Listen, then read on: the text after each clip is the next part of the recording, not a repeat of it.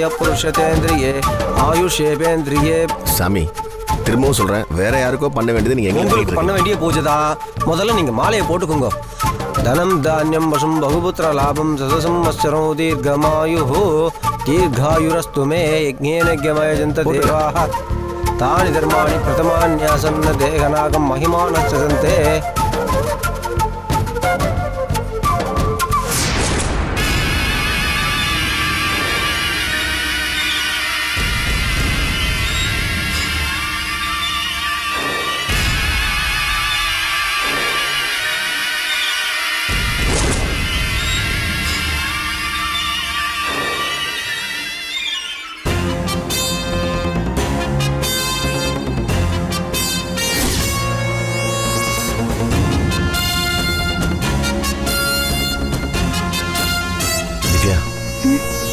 அங்க பார்.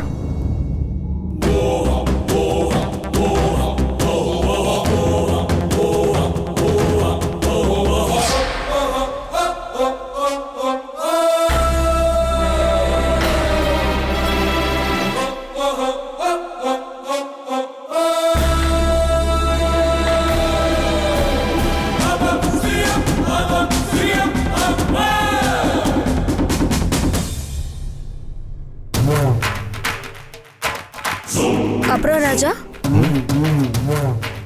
அது யாருக்கோ பண்ண வேண்டிய பூஜை. பாவம் சாமி தப்பா நினைச்சிட்டு எங்களுக்கு பண்ணிட்டு இருக்காரு. பூஜைக்கு கொடுத்தது நீங்க தான். பூஜையை கவனிங்க, மத்ததெல்லாம் அப்புறம் பேசிக்கலாம்.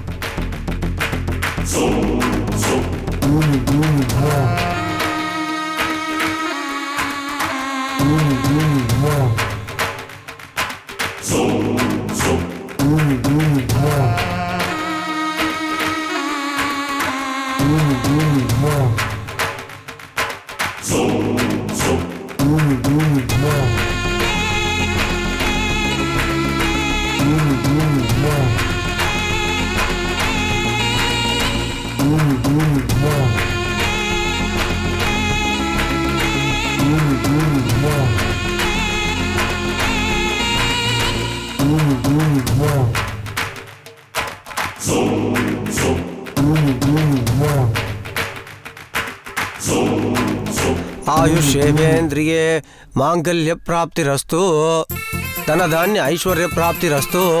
இப்போ உங்களுக்கு குழந்தை உண்டாயிருக்கோ இல்லையோ, நான் ஐஸ்வர்யம்னு சொன்னது அதைத்தான். புரிஞ்சுதா? சரிங்க. நல்லா க்ஷேமமா 2 பேரும் ஆரோக்கியமா சௌக்கியமா இருக்கணும். வாங்கிக்கோங்க. வாங்கிக்க. லக்ஷ்மி கடாட்ச பலா பிரசாத சித்திரஸ்து.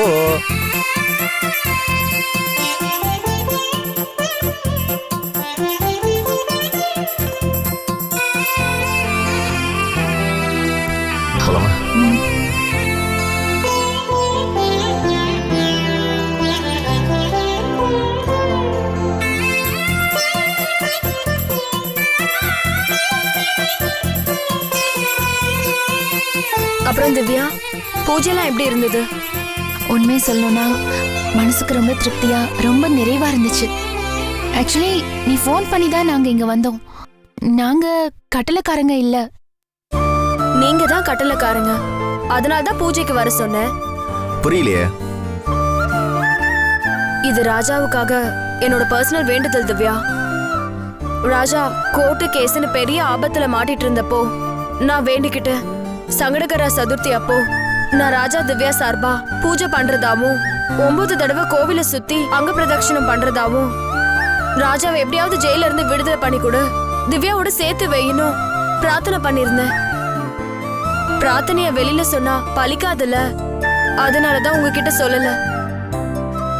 அதனாலதான் உங்க பேர்ல இன்னைக்கு பூஜை மாலை எல்லாமே. தரிசனம் ஓகே தானே? என்ன ஜோதி இப்படி கேக்குற? என் புருஷனோட உயிரை காப்பாத்தி கொடுத்தது மட்டும் இல்லாம எங்களுக்காக இப்படி ஒரு வேண்டுதலை செஞ்சிருக்க. இதுக்கெல்லாம் நான் உனக்கு என்ன கைமாறு பண்ண போறேன்னு தெரியல. சத்தியமா சொல்றேன், நீ எனக்கு தெய்வம் மாதிரி. திவ்யா, உங்களுக்காக செய்யாம நான் வேற யாருக்கு திவ்யா செய்ய போறேன்? திவ்யா வா, பிரகாரம் சுத்திட்டு வந்துடலாம்.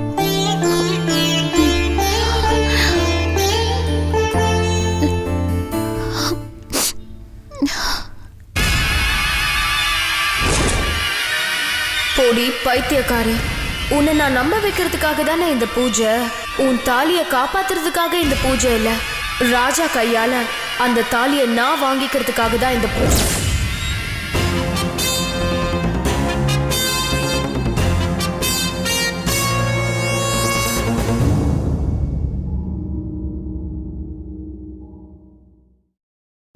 போச்சு, வீடு போச்சு. என் தாத்தா வாழ்ந்த வீடு போச்சு. அந்த வீடை வச்சு பல நல்ல காரியங்கள் பண்ணணும்னு நினைச்சேன். ட்ரஸ்ட் ஆரம்பிக்கணும், அதுக்கு சென்டிமெண்டா அந்த வீடை வச்சிருந்தேன். எப்படி அந்த வீடு போச்சு? சங்கர் எப்படி அந்த வீடை வாங்கினா? தெரியல நீ. அந்த ப்ராஜெக்ட பாஸ்கர் தான் டீல் பண்ணிட்டு இருந்தாரு. இடியட்! இந்த மாதிரி முட்டாள்தனமா பேசினா எனக்கு பிடிக்காதுன்னு உனக்கு தெரியும்ல. அதுக்கெல்லாம் நீ அந்த ப்ராஜெக்ட். எக்ஸ்கியூஸ் மீ ரேகா, உங்களுக்கு ஒரு விஷயம் தெரியுமா? நம்ம வாங்க நினைச்ச வீட சங்கர் வாங்கிட்டானா? நீங்க இந்த மாதிரி தூங்கி வழிச்சா அந்த வீடை யார் வாங்க மாட்டா? இத வந்து சொல்றதுக்கு உங்களுக்கு வெக்கமா இல்ல? அசிங்கமா இல்ல? நான் எடுத்த காரியம் எல்லாம் வெற்றி அடையும் நினைச்சிருந்தேன். நான் எப்பவுமே ஜெயிக்கிற குதிரையாவே ரேஸ்ல நம்பர் 1 இருக்கணும்னு நினைச்சேன். அநியாயமா 2 பேரும் என்ன தோக்கடிச்சு அசிங்கப்படுத்திட்டீங்களே. நானா? Idiot! You are an idiot. He is also an idiot. You both are 2 idiots. உங்களெல்லாம் போய் நம்பல பாருங்க. என்னையும் சேர்த்து 3 idiots. ரேகா, அது வந்து நீங்க பேசாதீங்க. எதையாவது காரணம் சொல்லி என்ன வெறுப்பேத்தாதீங்க. ஒரு வேலை செய்ய தெரியலனா ரிசைன் பண்ணிட்டு போயிட்டே இருக்கணும். என்னோட தாத்தா வீடுங்க, எனக்கு பொக்கிஷம் மாதிரி. அது என் கைக்கு கிட்ட வந்து என் கையை விட்டு போயிடுச்சு. அவரை ஞாபகமா அந்த வீட்டை நான் ஒரு ட்ரஸ்டா மாத்தணும்னு நினைச்சேன். நீங்க 2 பேரும் சேர்ந்து எனக்கு துரோகம் பண்ணிட்டீங்க. யாரை நம்புறதுன்னு எனக்கு தெரியல. ரகு, இந்த வீடு எப்படி சங்கர் கைக்கு போச்சுன்றத பத்தி உனக்கு ஏதாவது தெரியும்? கடுப்பேத்தாதீங்க. இத டீல் பண்ணது நீங்க. அத கோட்டை விட்டுட்டீங்க. இப்ப எனக்கு அன்னிக்கிட்ட திட்டு விழுகுது. ரகு, எதுக்கு நீங்க கேக்குறீங்க? அந்த வீடு கைவிட்டு போனதுக்கு காரணம் நீங்க தான். நீங்க தான் அந்த நஷ்டத்துக்கு முழு பொறுப்பு. நீங்க ஒரு துரோகி. ஐயோ, நானா? அந்த வீடு மேட்ரு உங்க காதுக்கு எடுத்து வந்ததே நான் தானே. இங்க பாருங்க, நான் வீடு வாங்குறதுக்கு 2 நாளைக்கு முன்னாடியே கிளம்பினேன். நீங்க தான் வந்து ஜோஷியம் ஜாதகம் அப்படி இப்படின்னு சொல்லி குழப்பிட்டீங்க. ஏதோ கண்டாந்தோ தீதி அப்படி இப்படின்னு சொல்லி காரியத்தையும் நாசம் பண்ணிட்டீங்க. எப்பவுமே இந்த மாதிரி விஷயங்களை நம்பாதவ உங்களை போய் நம்பின பாருங்க. அதுக்கு தண்டனை தான் எல்லாமே. நான் அன்னைக்கே சொன்னேன், இதெல்லாம் நம்பாதீங்க, ஜோசியம் பொருளின்னு. ஐயோ ரகு, அது பொருள் இல்ல, உண்மை. யாருங்க உங்களுக்கு இந்த திதி கண்டதத்தை பத்தி எல்லாம் சொன்னது? அது என் ஃப்ரெண்டு இப்பதான் ஜோசிய கத்துக்கிட்டு இருக்கான். அந்த ஆளு உருப்பட மாட்டா, நீங்களும் உருப்பட மாட்டீங்க. ரேகா, நான் சொன்னதெல்லாம் உண்மை. திதி கண்டாந்த தோஷம்னு ஒண்ணு இருக்குது. ஆமா இருக்குது. ஆனா அதோட பவர் 48 மணி நேரம் கிடையாது, 48 நிமிஷம். 1 மணி நேரத்துக்குள்ள முடியறத 48 மணி நேரம் சொல்லி 2 நாள் டைம் நீங்க வேஸ்ட் பண்ணிட்டீங்க. அவன் முந்திக்கிட்டா நாம தோத்து போயிட்டோம். நீங்க சொல்றது உண்மையா? உண்மை, சத்தியமான உண்மை.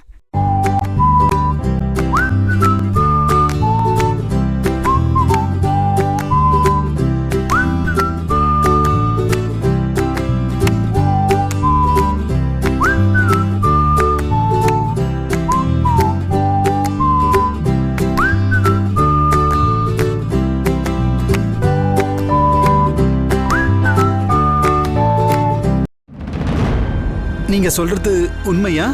உண்மை, சத்தியமான உண்மை.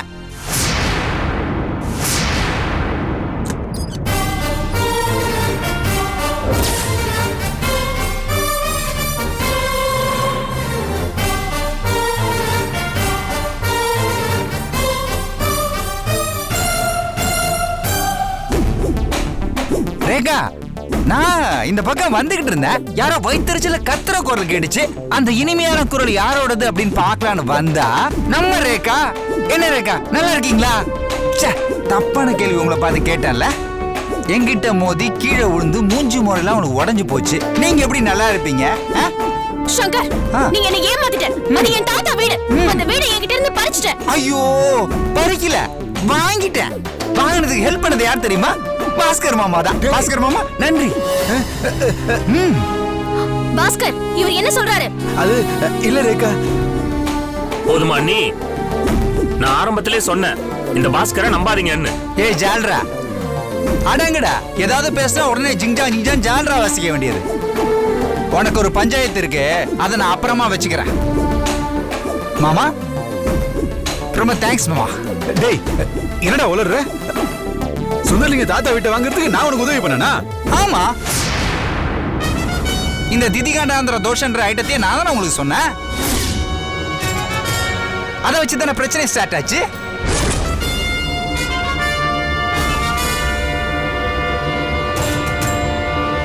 ஆமா ரேகா, நான் வாங்க இருந்த இடத்த தட்டி நீ பறிச்ச, எனக்கு வலிச்சது. இப்ப நீ வாங்க இருந்த தாத்தா இடத்த நான் வாங்கினேன். பதிலுக்கு பதில் சரியா போச்சு, அவ்வளவுதான். பாஸ்கர் போதுமா? எல்லாமே உங்களாலதான். நீங்க சம்பளம் வாங்குறது என்கிட்ட, வேலை செய்யறது சங்கர் கிட்டயா? ஐயோ, என்ன இப்படி முதுகுல குத்துவீங்கன்னு சத்தியமா நான் நினைச்சு கூட பார்க்கல. இல்ல ரேகா, இவன் சொல்றதுல நம்பாதீங்க. டேய் என்ன அப்படி பண்ண? என்ன அப்படி மாட்டி விட்ட? பாஸ்கர் மாமா, உங்ககிட்ட ஒரு வாக்குமூலத்தை நான் சொல்லியே ஆகணும். உங்ககிட்ட கிஃப்டா ஒரு போன் கொடுத்தேன்ல, அந்த போன்ல ஒரு மைக்ரோ சிப் செட் பண்ணி வச்சிருந்தேன். அது என்ன பண்ணும்னா, நீங்க என்ன பேசுறீங்களோ அது அப்படியே என் போன்ல கேட்கிற மாதிரி உள்ளது. அதாவது ஒட்டு கேட்கிற கருவி. நீங்க அந்த லீஸ் ஓனர் கங்காதரன் இருக்கார்ல, அவர்கிட்ட நீங்க 2 பேரும் பேசிட்டு இருந்தீங்களா, அதை நான் ஒட்டி கேட்டுட்டேன். அவ்வளவுதான், மேட்ரு ஓவர். படுபாவி, ஏன் அப்படி பண்ண? இதெல்லாம் பிசினஸ் சாதாரணம் பாஸ்கர். அப்ப நீ பாசத்துல இத பண்ணலையா? உனக்கு பாசத்துல வேற இதெல்லாம் பண்ணுவாங்களா? நீங்க சுந்தர்லிங்க இருந்த வீட்டை வாங்க போறீங்கன்னு எனக்கு தெரிஞ்சிச்சு.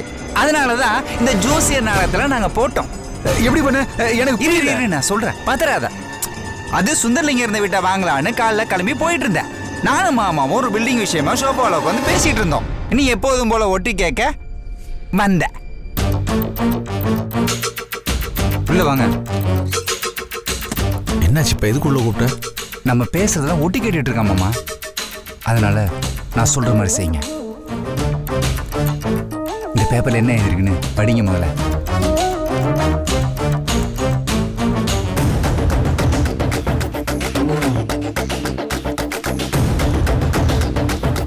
என்னப்பா சங்கர், பாஸ்கரை பார்த்து என்ன உள்ள கூட்டிட்டு வந்த? என்ன விஷயம்? அது ஒண்ணும் இல்ல மாமா, நம்ம முன்னாடியே ஒரு ப்ராப்பர்ட்டி வாங்குறதா இருந்துச்சா, அது ரேகாவுக்கு எப்படி தெரிஞ்சிச்சு? அவன் மூலியமா தானே. அதே மாதிரி இதுவும் பிரைம் ப்ராப்பர்ட்டி. இது விற்கிறது அவனுக்கு தெரிஞ்சிச்சுன்னா ரேகா கிட்ட போய் சொல்லிடுவான். நமக்கு ஒண்ணு இல்லாம போயிட்டு நம்ம மூக்கு உடஞ்ச நிக்கல நல்ல பேர் எடுத்துப்பான். அதனாலதான். கண்டிப்பா. என்னப்பா நீ அவனை ஆகா ஓஹோன்னு பாராட்டி செல்லெல்லாம் வாங்கி கொடுத்தா இப்ப இப்படி மாத்தி பேசுற? மாமா, அதுவும் இதுவும் ஒண்ணா? இது பிசினஸ். பிசினஸ்ல நம்ம தானே ஜெயிக்கணும். அதனாலதான் சொல்றேன். நறுக்கிற வரைக்கும் அதெல்லாம் விட்டுருவனாடா. உங்களை நான் ஜெயிக்க விட்டுருவனாடா. சரிப்பா, எதுக்கு டயத்தை வேஸ்ட் பண்ணிட்டு நம்ம நல்ல நேரம் முடிவுக்குள்ள போய் வாங்கிட்டு வந்துருவோம். மாமா அவசரப்படாதீங்க. இன்னும் 48 மணி நேரத்துக்கு திதிகாண்டாந்த தோஷம்னு ஒண்ணு இருக்கு. அந்த நேரத்துல ஏதாவது ஒரு ப்ராப்பர்ட்டி நம்ம வாங்கினோம்னா நம்ம கிட்ட இருக்கிற பொருள், செல்வம், சந்தோஷம் எல்லாத்தையும் இழந்துட்டு நடு ரோட்டுக்கு போயிடுவோம். ஐயோ, ஏன்பா நீ என்ன முட்டாளாப்பா? படிச்சவன் தானே, நீ எப்படி இதெல்லாம் நம்புற? இதெல்லாம் நம்பிக்கை இருக்கா உனக்கு? ஆமா மாமா, நானும் ஆரம்பத்துல நம்பல. என் ஃப்ரெண்டுக்கு தெரிஞ்சவர் ஒருத்தர் ஜோசியரா இருக்காரு. அந்த ஜோசியர்ட்ட என் ஃப்ரெண்ட் என்ன கூட்டிட்டு போனாரு. இதுக்கு முன்னாடி ஒரு ப்ராப்பர்ட்டி நம்ம கையை விட்டு போச்சா, அப்ப நான் போய் கேட்டேன், இந்த ப்ராப்பர்ட்டியை நான் வாங்க போறேன் அப்படின்னு. அதுக்கு அந்த ஜோசியர் சொன்னாரு, இந்த ப்ராப்பர்ட்டியை வாங்காதீங்க, இந்த ப்ராப்பர்ட்டி உங்களுக்குன்னு இல்ல, ஒரு லேடிக்கு தான் அப்படின்னாரு. அப்படியா? ஆமா, நான் கூட அவரை பார்த்து கிண்டால சிரிச்சேன். என்ன ஜோசியர் நீங்க பாட்டு இஷ்டத்துக்கு பேசிட்டு இருக்கீங்க, நான் அட்வான்ஸ் வேற கொடுத்து வச்சிருக்கேன் அப்படின்னு. கடைசியில பாத்தீங்களா, நம்ம ஏமாந்துட்டோம். அந்த ரேகா ஜெயிச்சிட்டால. ரேகா யாரு? நம்ம தொழில் எதிரி. அவ இன்னும் 48 மணி நேரத்துல ஒரு ப்ராப்பர்ட்டி வாங்க போறாளாம். ஐயோ, அப்ப அவ நிலைமை முடிஞ்சு போச்சு.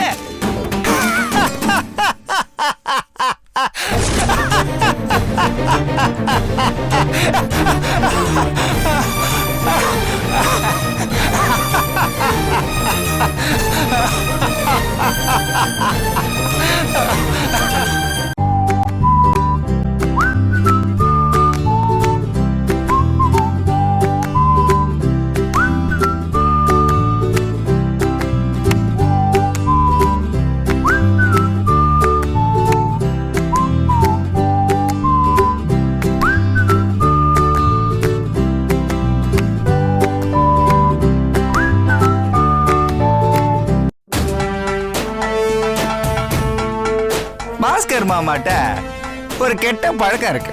அது என்னன்னு கேக்குறீங்களா? ஒட்டி கேக்குறது. நான் பேசுறத ஒட்டி கேட்டு உங்ககிட்ட சொன்னாரு. அதனால நான் பேசி வச்ச இந்த இடத்த ஈஸியா நீங்க வாங்கிட்டீங்க. நீங்க 2 பேரும் பேசுறத நான் ஒட்டி கேட்டு நீங்க பேசி வச்ச இடத்த நான் வாங்கிட்டேன். இது எப்படி இருக்கு? பாஸ்கர், இந்த ஜோஷியத்தை பத்தி யாரோ ஒரு ஃப்ரெண்ட் சொன்னான்னு சொன்னீங்களே, யார் அந்த ஃப்ரெண்ட்? அது மாமா எல்லாம் சொல்ல முடியாது. இருங்க அவசரப்படாதீங்க. அத சொன்னதும் நான் தான். நான் பேசுனதெல்லாம் ஒட்டி கேட்டுட்டு ஏதோ இவரே கண்டுபிடிச்ச மாதிரி உங்ககிட்ட சொன்னார்ல, இதெல்லாம் நடக்கும்னு எனக்கு நல்லா தெரியும். இடியட், உங்களுக்குலாம் அறிவே கிடையாது. ரேகா பாவம், மாமா எதுக்கு திட்டுற? அவரு ஏன் முதுகுல குத்துனாரு, நான் அவரும் முதுகுல குத்துனேன். பதிலுக்கு பதில் சரியா போச்சு. பாவி, போனை கொடுத்து ஜோசி மேட்டர் அதுன்னு சொல்லி என்ன பழி வாங்கிட்டேடா பாவி. இங்க பாரு பாஸ்கர், என்கிட்ட ஒரு கெட்ட பழக்கம் இருக்கு. என்ன யாராவது வாழ விடலனா அவங்கள நான் வாழ விட மாட்டேன். புரியுதா? நியாயமா அந்த இடம் தாத்தாவோட இடம், ஞாபகார்த்தமா ரேகா கிட்ட தான் போயிருக்கணும். அநியாயமா இப்படி தட்டி பறிச்சிட்டேனே. இப்பவே உங்களுக்கு எல்லாருக்கும் புரிஞ்சிருக்கும்னு நினைக்கிறேன். இந்த சங்கர்ட்ட மோதுனீங்க தாறுமாறா ஆயிடுவீங்க சொல்லிட்டேன். Okay, game over. வரட்டுமா? பாய்.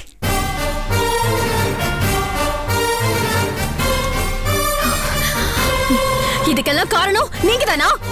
சங்கரோட சேர்ந்து என் முதுகுல குத்திட்டீங்கல்ல, ஜோகி. 2 பேரும் சேர்ந்து வெளியில போங்க. சாரி. போங்க போங்க.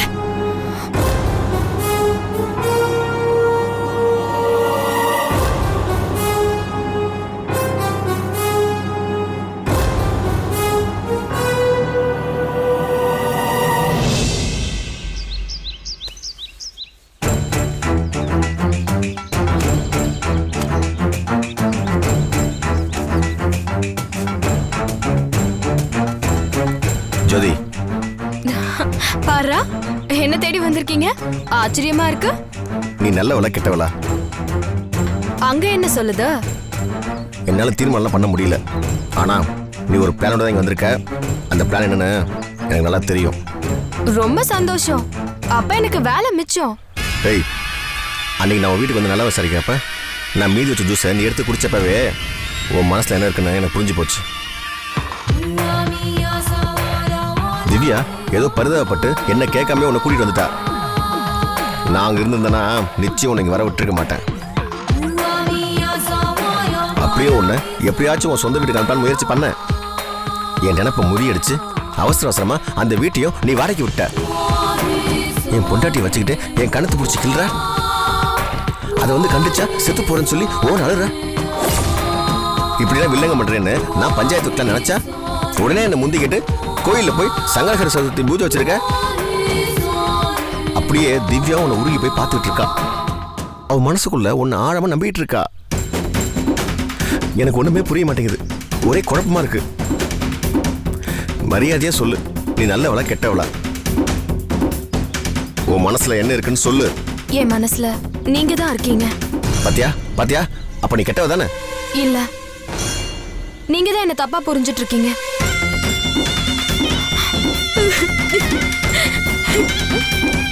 அம்மா தாயே, ஒரு ஆம்பளை கத்தியோடு நிக்கிறத விட ஒரு பொண்ணு கண்ணீரோட நிக்கிறது ரொம்ப ஆபத்தான விஷயம். அது ரொம்ப ஆபத்தான ஆயுதம்னு எனக்கு தெரியும். உங்ககிட்ட பேசியோ உங்ககிட்ட சண்டை போட்டோ என்னால் ஜெயிக்க முடியாது. தயவு செய்து உன்னை கெஞ்சி கேட்டுக்கிறேன், என் குடும்பத்தில் பிரச்சனை பண்ணாம இங்கிருந்து போயிடு. திவ்யாவுக்கும் எனக்கும் நடுவில் விரிசல் உண்டாக்காம எங்களை பிரிச்சிடாம இங்கிருந்து போயிடு ப்ளீஸ். அப்படிலாம் போக முடியாது. அப்ப உங்களையே நம்பிட்டு இருக்க என்னோட கதி? ஏய், நீ ஏண்டி என்ன நம்புற? நம்பாத, அப்படியே போயிரு. அதெல்லாம் முடியாது. உங்களை தான் நான் நம்புவேன். எனக்கு உங்களை விட்டா வேற ஆளே கிடையாது. சும்மா இருந்தவள ஆதரவு தரேன்னு சொல்லி கூட்டிட்டு வந்துட்டு இப்போ அடிச்சு வரட்டா என்ன அர்த்தம்? நீங்க தான் எனக்கு தோண. எனக்கு உங்க மேல இருக்கிற ஆசை இனிமே போகவே போகாது. இங்க பார், நீ தலையால நின்று தண்ணி குடிச்சாலும் என்ன புருஷனா நீ அடையவே முடியாது. உன் கள்ள கதெல்லாம் ஜெயிக்காதுடி.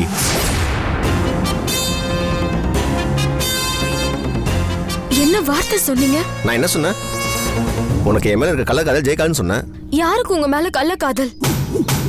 ஏன் இப்படி என் பாசத்தை கொச்சப்படுத்துறீங்க? என்னது பாசமா? பின்ன இதுதான் நமக்குள்ள பிரச்சனையா?